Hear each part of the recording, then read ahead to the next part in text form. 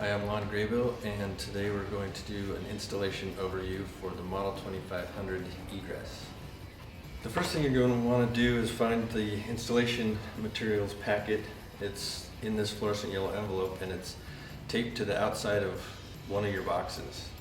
Inside you'll find the layout drawings, and you can use the layout drawings to do a quick inventory of all the parts that came in your shipment. Make sure everything's there.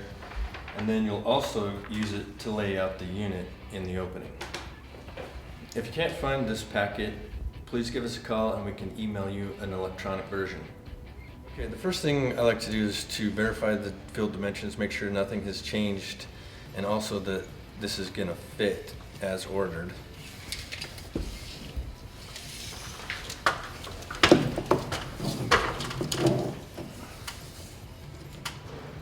Okay, we got 92 and 10 1/4. So after checking the opening, we discovered that it's a little tight on the left side, so I'm going to open it up a little bit. We put up the ends of the housing first, and then the center, which is the nested portion, after the ends are up.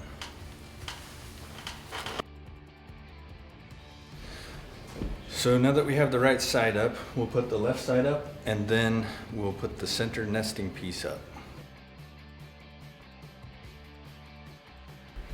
Now this is a narrow unit, so we only have 2 outside pieces and 1 nesting piece, but if you have a larger unit, you may have several outside pieces and several nesting pieces. So keep that in mind when you're laying out your housing.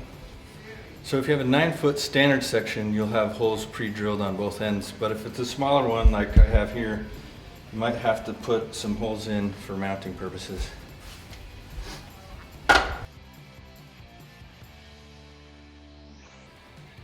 For any openings 9 feet or below, you'll receive your curtain already wrapped and attached to the curtain barrel. If it's bigger than that, the barrel comes in several pieces, so the curtain will not be attached. So these are the next pieces you'll need to find. This is the motor, and the motor plate attaches with these screws that was in this motor box. And this is just plastic bushing so the curtain doesn't rub on the metal. Then this is for the non-motor side. If you have a unit that's 20 feet or wider, you'll have 2 motors with 2 plates like this. 20 feet or less, you'll have 1 motor with a non-motor plate. When you attach the motor to the motor plate, make sure you have the motor wire and uplimit wires facing towards the front or the bottom, and the flange for the motor plate will be towards the back of the housing.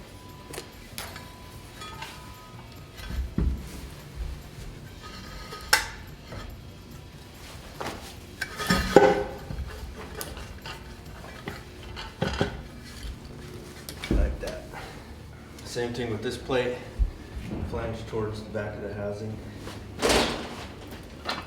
So keeping the motor plates in the correct orientation, we're going to lift it to the top back corner of the housing and anchor it in place.